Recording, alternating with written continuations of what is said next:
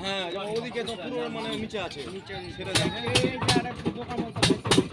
আরও একবার চলে এলাম আমাদের হাতিবাঁধা ঘাট থেকে, রানীনগর কাচ্চিরাঙ্গা ফেরিঘাট থেকে আপনাদেরকে দেখাবো যে নদীর উপারে কত মানুষজন বা এপারও আছে অনেক মানুষজন, গ্রাম স্থানীয় মানুষজন সবাই কীভাবে আতঙ্ক আছে। আপনাদের জানিয়ে রাখি নদীর কোনো মতে এখন পর্যন্ত পানি বাড়ছে না, তারপরেও মানুষজন গ্রাম স্থানীয় মানুষজন সবাই আতঙ্কের মধ্যে আছে।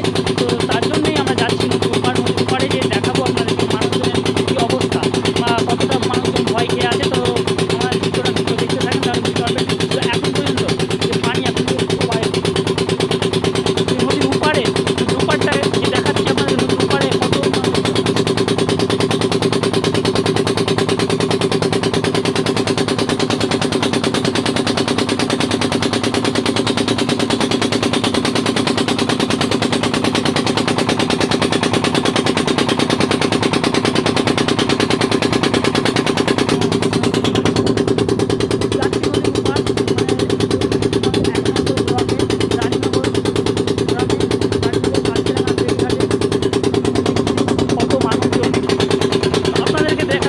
দেখাচ্ছি যে আমার সামনে দিকে যে এখন চলে এসেছি রানীনগরের মানুষ মানে আমাদের যে রানীনগর ঘাটে আছে নদীর ওই পার।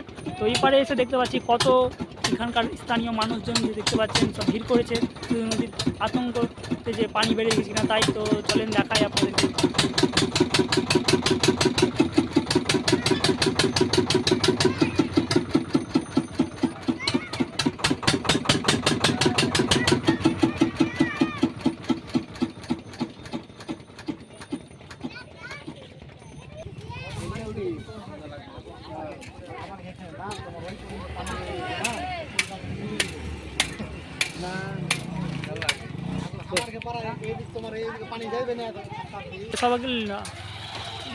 সে দেখতে পাচ্ছেন আপনারা এই মুহূর্তে যে কত এইবার রানীনগরের মানুষজন সব নদীর ধারে ভিড় করেছে।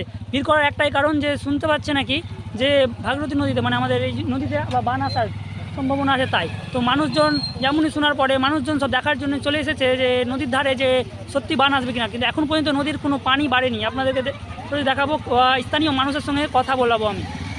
তো মানুষ এখানকার এসে মানুষজনের শুধু দেখতে পাচ্ছি মানুষজন অনেকটাই আতঙ্ক হয়ে আছে যে বান আসার জন্য। তো মানুষজন রাস্তার ধারে অনেক আছে, তো আপনাদেরকে কিছু মানুষজনের সাথে কথা বলাবো তারা কতটা আতঙ্কতে আছে।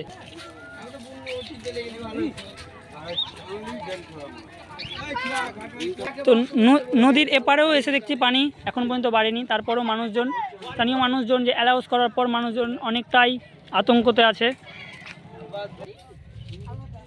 আবাইলে তো এপার চলে এসেছি, এপারে আসার পর দেখতে পাচ্ছি অনেক মানুষজন যারা গ্রাম স্থানীয় মানুষ যারা সব নদীর ধারে এসে উপস্থিত হয়েছে। তো বান দেখার জন্য যে নদীর পানি বুঝে যে বেড়ে যাচ্ছে, কিন্তু এখন পর্যন্ত কোনো মতে নদীর পানি বাড়ছে না। তারপরেও মানে এখানকার আশেপাশে মানুষজন অনেক নদীর ধারে এসে উপস্থিত হয়েছে। তো আপনাদেরকে দেখাচ্ছি।